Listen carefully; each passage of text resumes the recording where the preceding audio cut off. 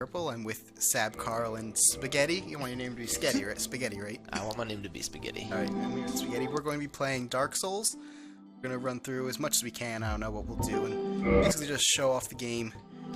This will be led by Spaghetti. He'll be on the controller. He's got the controls. You've played this several times, I assume? Oh yeah. Like way more than several times. Unhealthy amounts, maybe? Yeah, like insanely unhealthy amounts of time. Well, probably more time in Dark Souls 2 than in Dark Souls 1, but which one is that? The Store and Noble? No, I think it was down more. It's like pale white. Oh, the Dragon Scholar? Yeah, sure, why not? We can do that. And I'm an Imogen, so dark red. So he's gonna run through it. He'll lead us on this. He'll give background or whatever he feels any talk about, and the rest of us will try to fill the silence. With bad advice, mainly. He'll have the bad advice. I don't know what's going on as much, so I might give good advice by trying to give bad advice. Alright, whatever. You have to pick a class. Well, now that was something I wanted to leave a little bit up to the group. The secret best class, deprived. I don't think so. Judging from the lack of everything deprived. What are you talking about? He has a banana hammock. Nah. Okay. I mean, I want to start with like some actual decent weapons, so we can sort of show how combat How good are you really at works. dodging? If so, thief. Well, thief, honestly, like you have to be really good at parrying too, because that shield is not really meant to block attacks. It's much more meant to parry, which I can do in the the early areas, but I don't really want to do. I guess would also be redundant with my class gift because he starts with the master key. What do we got then? Honestly, I was thinking it might be fun to just rock the bandit. He starts with a shield. Shield, by the way, in Dark Souls is incredibly important, especially if you're a new player. You kind of want to find shields that have block 100% of physical damage, since most enemies do physical damage, and almost only physical damage. So the spider shield is actually a shield that you can start off with, and it will block 100% physical. It's actually like not a bad shield too. I think it has like some poison resistance and whatnot. Bandit's a pretty solid starting class. Yeah, it's not bad. Some of the other classes were more for, I guess, like intermediate to advanced players. Oh, and whatever name you want to give the Do you want to be Spaghetti? character. We can be Spaghetti. I'll be Spaghetti. I want my name to be Spaghetti. Spell Spaghetti, right? Although I think you're Italian. Actually, do we want to do like a? We can do like a rundown of all the basic classes. So warriors, what's up? I need to steal the thing for a second. What are you stealing? Okay, we can still go through them. Yeah, we can go through them. Oh yeah, right? Leave it open. Yep. All right, so warrior is probably like the class I'd recommend if you're a complete beginner. It also starts with a shield that blocks 100% physical damage, and I think it has a fast parry speed too, so it'll make parrying enemies easier. Nice. The longsword also is just a great weapon all around. I still love using it on playthroughs. It's got a very versatile moveset. Probably show it off later when we pick one up. But you can get through most of the game with the default setup of a warrior, yeah, basically. And do you remember the classes? Knight came next. Yeah, you got Knight. I'll give him to you. I need to. Right. Knight was a little more tanky, but if I remember correctly, he didn't have a high movement speed or good roll. No, yeah, he has terrible roll, but that mostly has to do with the armor that he's wearing. Yeah. He's just wearing very heavy armor. It's like what do you want to be called? Carl? Sab Carl? Sab Carl said over there. He's very tanky. His starting weapon kind of sucks though. It's the broadsword. It's got very short range, and it only has, I think, horizontal slashes side to side. So it's really not that useful unless you have like a group of enemies really close in front of you. It's a class if you can't roll, but if you can't roll in this game, you're dead. Yeah, so it's a dead class. It's kind of not really very useful. I mean, this also, like I said, mostly has to do with the armor that you're wearing. I mean, classes really mean nothing. Classes really don't mean much because it's just like what your initial stats are. Can you like scroll through to show? Oh, are like, I forgot. Alright. Yeah. You're good to go. So like basically, if you see like the knight, he just starts with high vitality, which just means he's got a lot of health. the class that you pick really is just like the beginning stat allocation, which you can then kind of turn into whatever.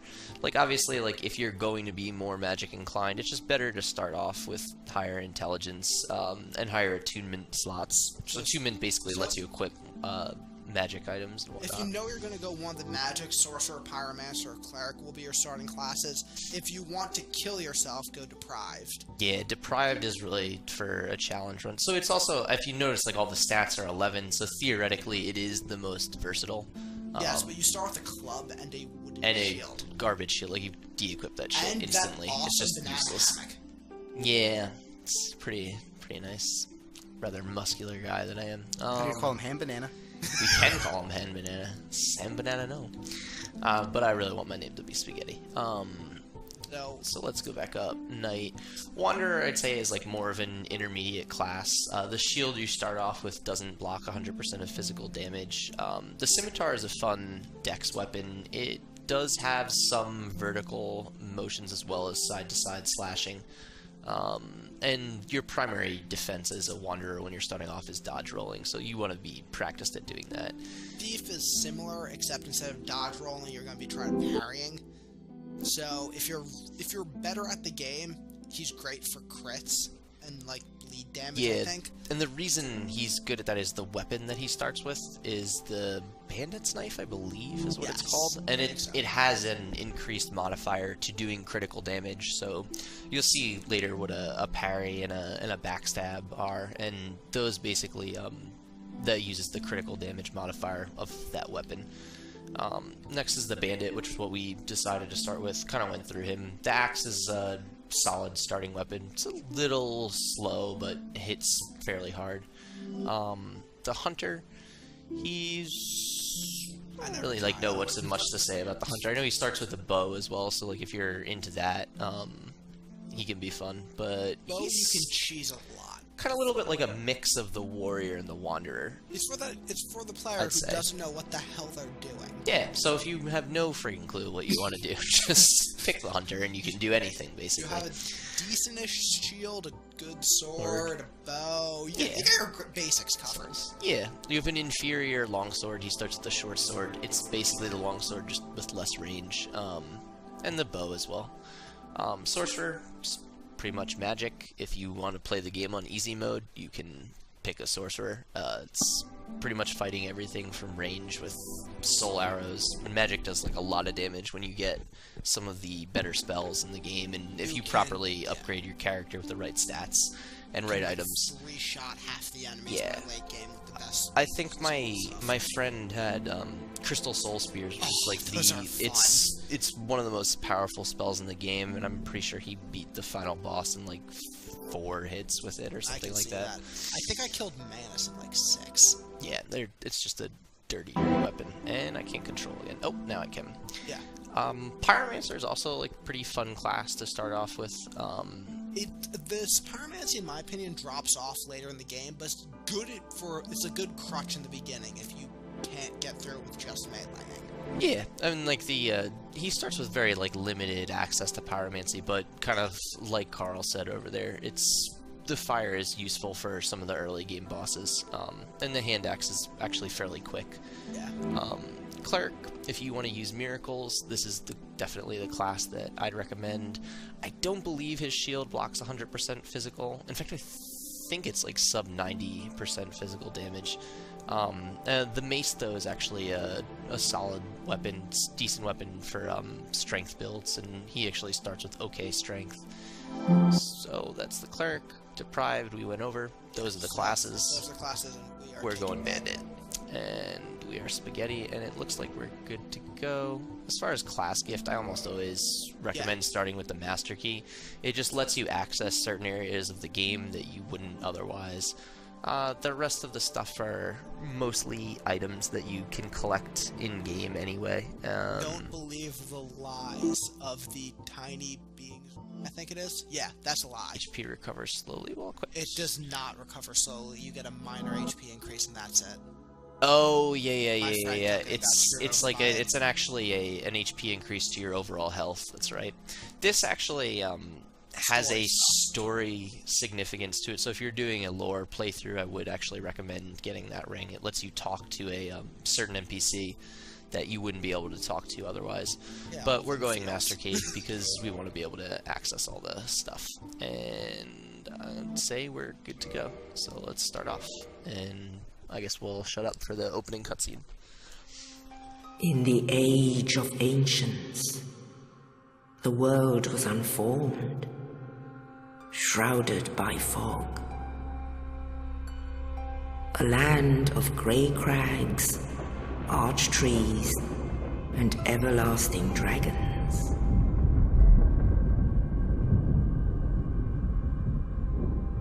But then there was fire, and with fire came disparity.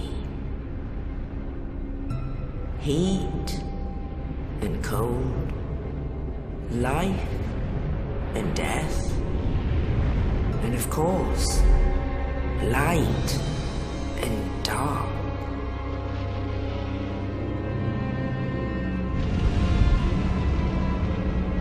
Then from the dark they came and found the souls of lords within the flame.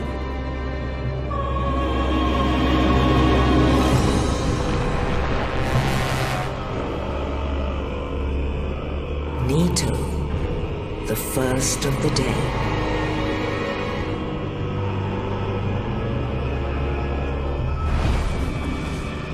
The Witch of Izalith and her daughters of Chaos. Gwyn, the Lord of Sunlight, and his faithful knights. And the furtive pygmy, so easily forgotten.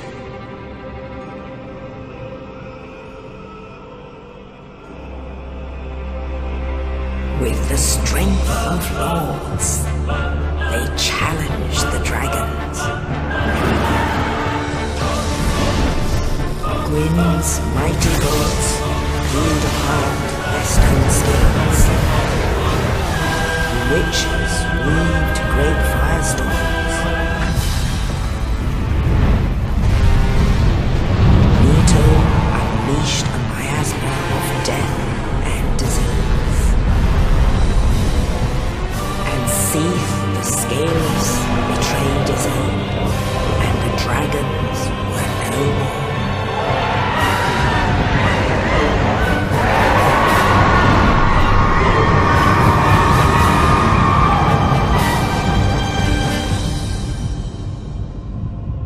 Thus began the Age of Fire.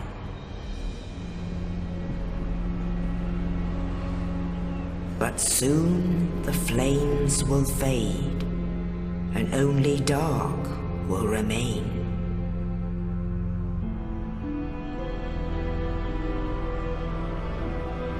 Even now, there are only embers. And man sees not light, but only endless nights. And amongst the living are seen carriers of the accursed dark side.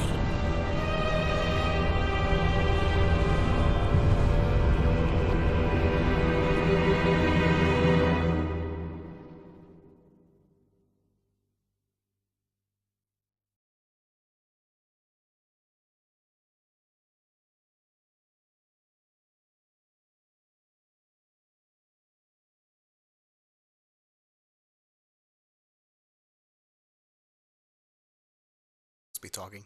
Yeah. Yeah. Yeah, no, the audio is not working. Land. There you go. You had it. Sing. The undead are corralled and led to the north. Thank God for subtitles. Where they are locked away to await the end of the world.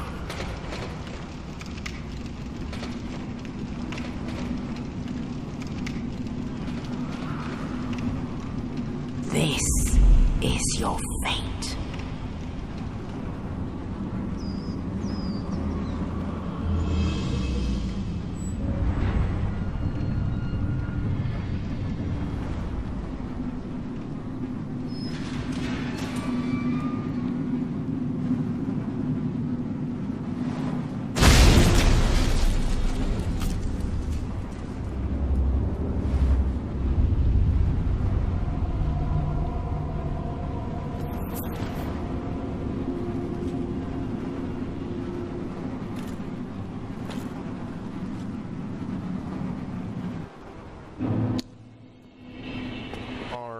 So that was the opening cutscene. It is pretty much the only extensive cutscene in this game. Most of the lore that is told to you in this game is told to you in a very gamey way. It's much more whatever items you pick up, the kind of descriptions of the items and stuff that you read. Oh wow, that's really weird. The controls, just the controls are odd on. Actually, yeah, no, the strong attack is not mapped to that. Yeah, why is this? That's not normal. Yeah, I don't know what's that. There were some control issues due to the use of the mouse and keyboard earlier. We correct these in some resolution issues, but upon resuming we have sound issues. Significant sound issues last less than 2 minutes, but some sound issues remain throughout the video. Third time, it's 2 times. Had some trouble. Should be hopefully okay now. We'll get right back into it.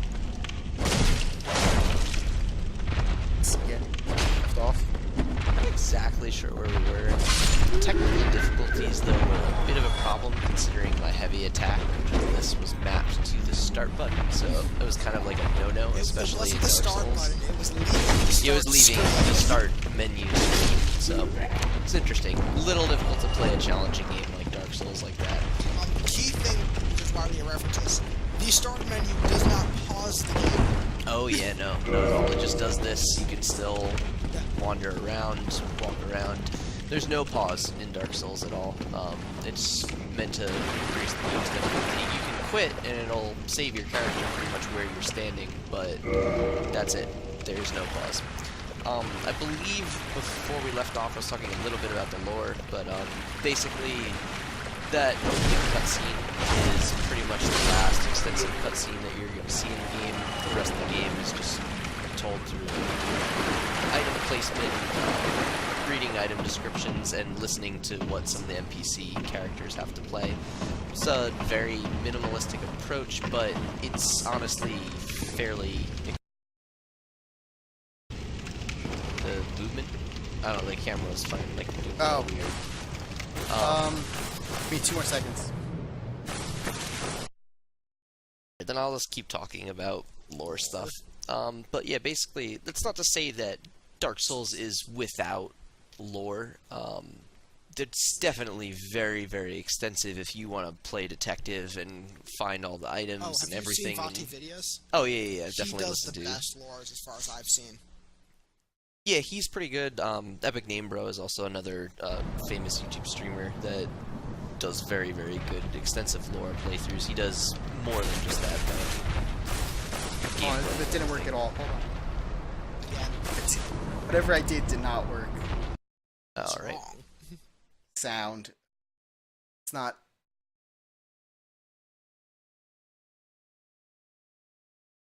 Problem? Yeah, I mean, kind of. You want the sound to be quiet when you talk, so people can hear. But yeah, that's basically pretty much what I have to say about lore for now. The things that really draw me to Dark Souls are more just the difficulty of the game. It's a fantasy RPG, so I kind of like those. That the player community just is PvP, and then also the fact that you can summon people to your world to help you fight the boss.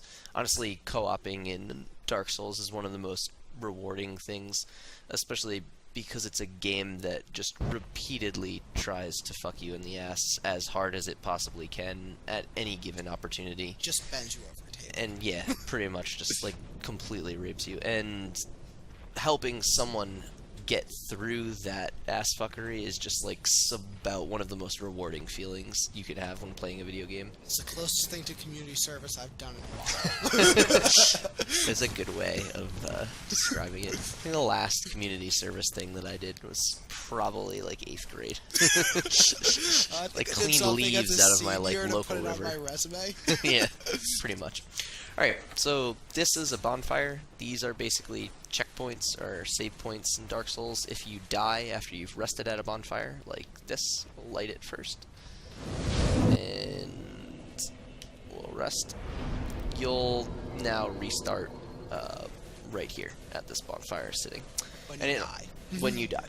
And it also serves as a menu point for leveling up generally, which we haven't unlocked yet, but If you're a we will shortly. spellcaster, this is also where you swap out spells. Yes, it's where you attune spells.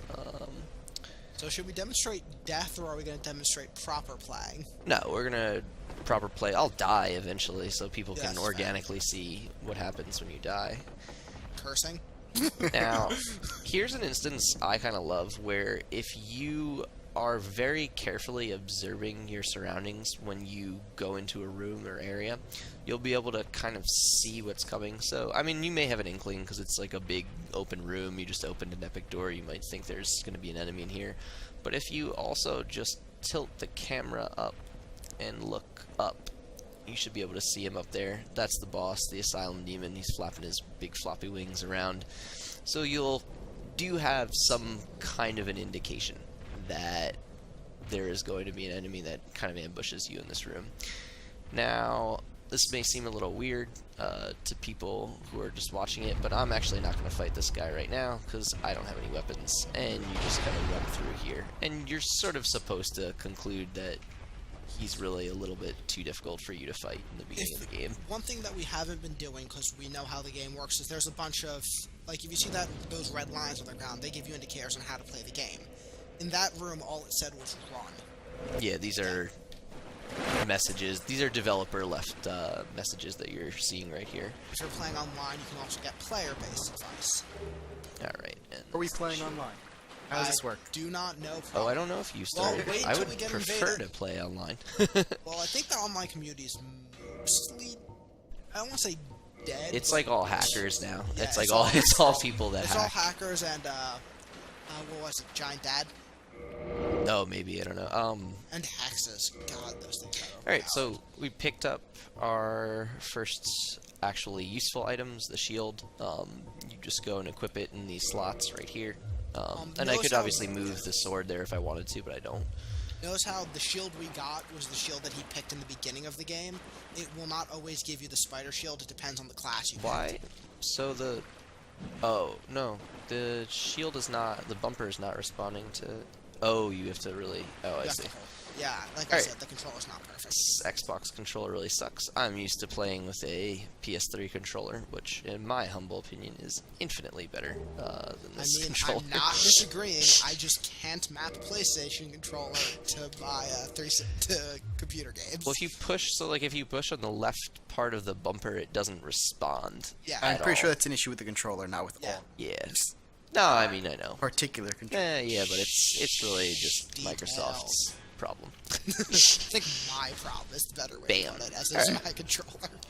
Well, now that I know that, at least I can block, which is something I was unable to do before. That, I believe, is a rare drop. Yeah, I was Um, gonna say, you definitely don't normally get that Yeah, you this don't early. ordinarily get a short bow. Good I don't have luck. any arrows, so it doesn't really matter. I mean, you had one on your side before.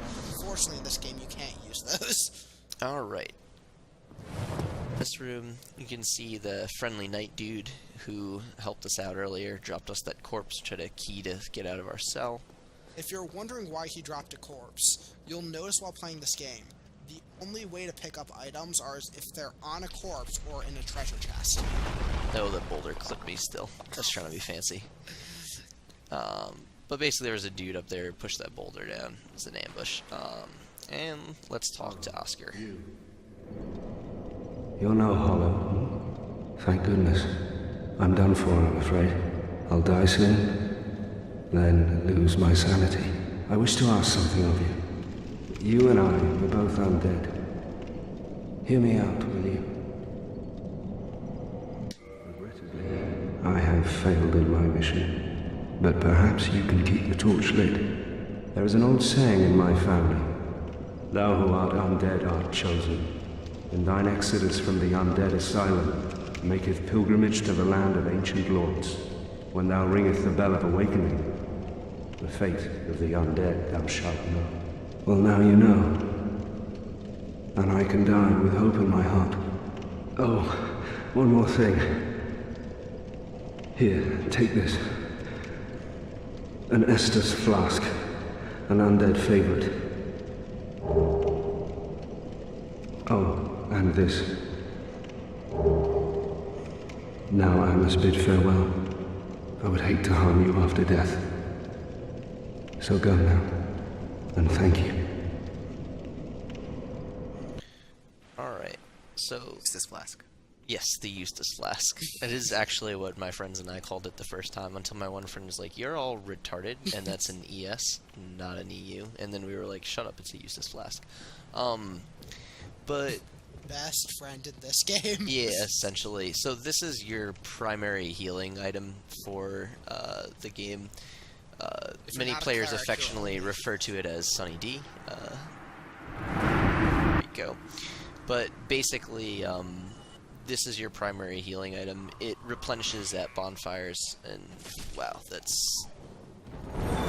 Sometimes the shield drops when I don't want it to, but that's interesting. Alrighty. That's my controller more than skill. Yeah, no, well, no, I know it's the controller. But anyway, back to the game. But basically, yeah, it's the Estus Flask, or Eustace Flask, whatever you want to call it. Sunny D. Sunny D.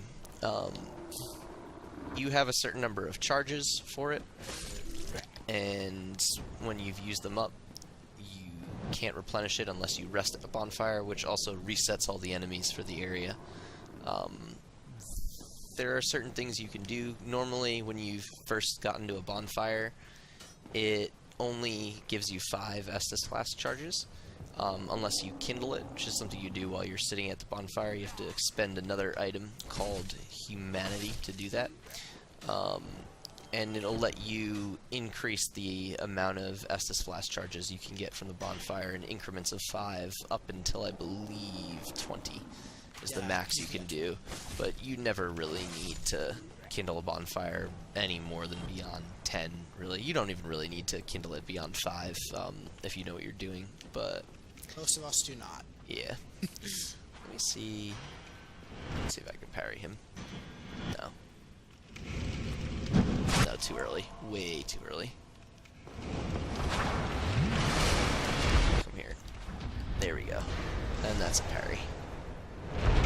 So basically, if you time your attack just right as the enemy is like about to hit you, and you press the L2 button if you're playing on PS3, I guess it's the left trigger on an Xbox controller, you parry your enemy's attack and they're exposed for a moment. You then need to follow it up very quickly with just a standard R1 attack, and you'll do critical damage. Let's see. Certain weapons are designed to be crit often with. Regardless of the weapon, it's gonna hurt when you crit with it. So what I'm gonna do, I believe there's a way that you can get jumping attack damage and falling attack damage on this boss. I think you have to land on its head while plunge attacking, but I haven't pulled it off I think you can just jumping attack and then plunging attack while you're in midair. I'm not sure, but I'm gonna try that out and make the boss fight a Worst little case more scenario, you fun. can probably kill it if you miss. Oh shit. Alright. Well, it looks like we got either a plunging attack or a jumping attack, so that's good. Alright. Let's dodge this dude. So, for players who want to, like, size up the situation, or if you somehow got arrows and you think, oh, let me shoot him from above, he will jump up and destroy that platform if you wait too long.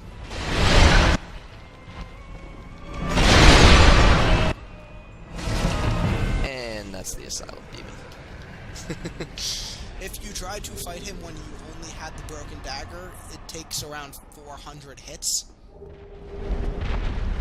Yeah. Alright, and let's see.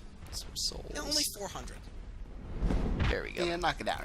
Basically, though, what we did, we utilized a mechanic of the game that's called a falling attack or a plunging attack. You do an insane amount of damage if you fall on something from above and attack it. That's why I took out like almost half his health bar in that one hit.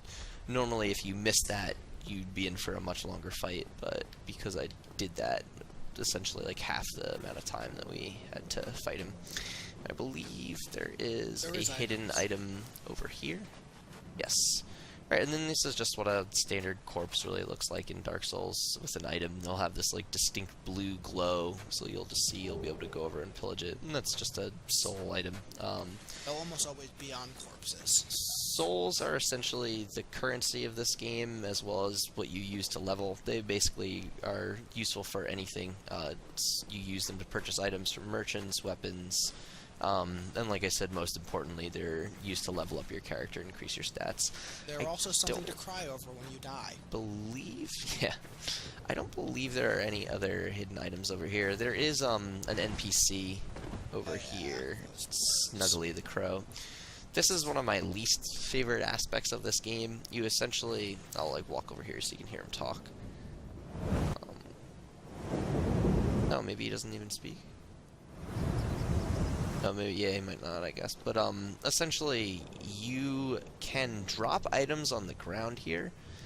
And there should be a list on the wiki of the different things that you get. But you drop items here, and you have to quit the game and then reload it.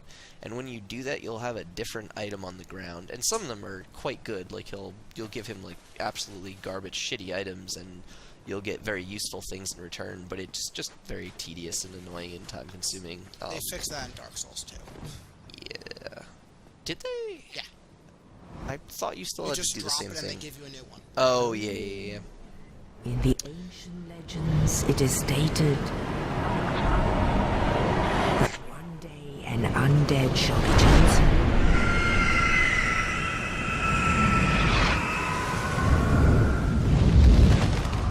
To leave the undead asylum in pilgrimage to the land of the ancient lords. Lordran.